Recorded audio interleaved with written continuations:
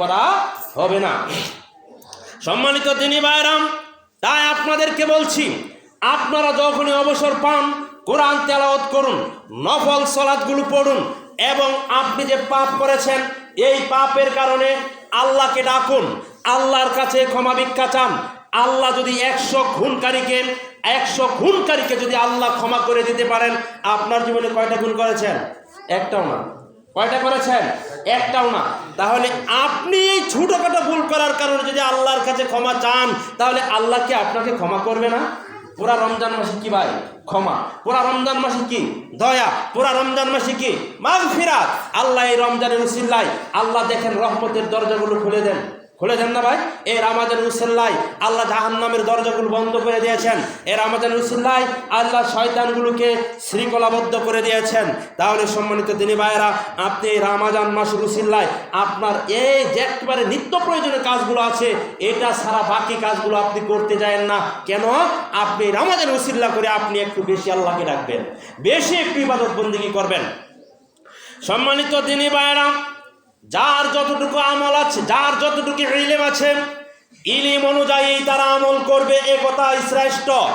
যার যতটুকু জ্ঞান আছে ওই জ্ঞান অনুযায়ী ততটুকু আল্লাহকে ডাকবে।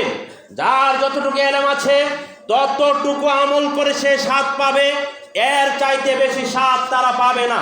যেমন আল্লাহ রসুল সাল্লাল্লাহু আলাইহি ওয়াসাল্লাম যখন রাত্রের সালাতে দাঁড়াতেন তখন তার দুটা পা ভুলে যেত। তাহলে আল্লাহ রসুলের ভিতরে এলেন ছিল, আল্লাহর রসুলের ভিতরে কোরআন ছিল। রমজান মাস আসলেই জিবরাইল আসতেন আল্লাহ রসুলের কাছে, এসে তেলাওয়াত শোনাতেন, আল্লাহ রসুল তেলাওয়াত করতেন, জিবরাইল শুনতেন। এইভাবে পুরাটা রমজান মাসে আল্লাহ রসুল কাটিয়ে দিতেন। সম্মানিত দিনী ভাইয়েরা, আল্লাহ রসুল সাল্লাল্লাহু আলাইহি ওয়াসাল্লামকে সাহাবারা বললেন, হে আল্লাহর নবী, আপনার তো আগের গুনাহ পরের গুনাহ সবই ক্ষমা করে দেওয়া হয়েছে, তারপরেও আপনি আল্লাহর এত ইবাদত করেন কেন? এত কান্নাকাটি করেন কেন? আল্লাহ রাসূল বললেন, হে, আমি কি আল্লাহর একজন শুকরগুজারি বান্দা হব না? আমি কি আল্লাহর একজন শুকরগুজারি বান্দা হব না? আল্লাহ নবী বলছেন, আমি সবচাইতে বেশি আল্লাহকে ভয় করি, আমি সবচাইতে বেশি আল্লাহকে ভয় করি।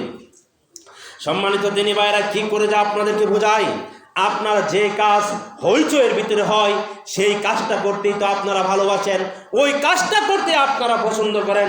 কিন্তু আমাদের দেশের ভিতরে এক ধরনের আলেম ওলামা হাফেজকারী এই জিনিসগুলো বুঝে না, এই বাক্যগুলো বুঝে না। সম্মানিত দিনী ভাইরা, আল্লাহ রসুল রাত্রের ইবাদতে দাঁড়াইছেন, এমন ইবাদত করেছেন, 4-5 ঘন্টা ইবাদত করেছেন। কিন্তু আমাদের দেশের হুজুরেরা, আমাদের দেশের হাফেজকারী মোল্লা মুন্সিরা এশারের সালাতের পরে 20 মিনিটে তারাবি শেষ করে তারা বাড়িতে আপনাকে ছুটি দিয়ে দিয়েছে। একবারে আপনি ঘুমালেন, হুজুরও ঘুমালো। একবারে যখন সাহারির সময় হলো তখন হুজুর উঠলেন, আপনি উঠলেন। এইটার নাম ইবাদত নয়, এটার নাম আল্লাহর ইবাদত নয়। আল্লাহর ইবাদত হলো আল্লাহকে জেনে বুঝে সুন্দর করে কাই মনোবাক্যে ইখলাসের সাথে আল্লাহর ইবাদত করতে হবে।